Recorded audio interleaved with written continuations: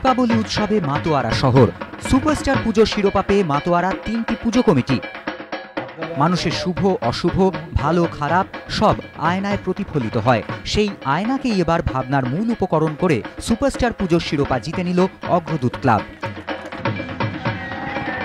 টালিগঞ্জের রসা শক্তি সেবক সংঘ।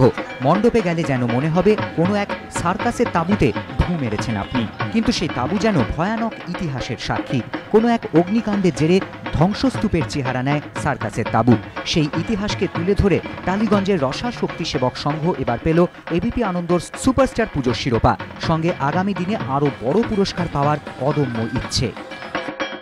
তালপাতার ব্যবহারে মণ্ডপ সেজে ওঠা। তালপাতার ব্যবহারে রামায়ণের কাহিনী ফুটে উঠেছে দমদম এমসি গার্ডেনের কালী পুজোর মণ্ডপে। আলো আঁধারির মধ্যে অপূর্ব সুন্দর দেবী মূর্তি। এবিপি আনন্দ।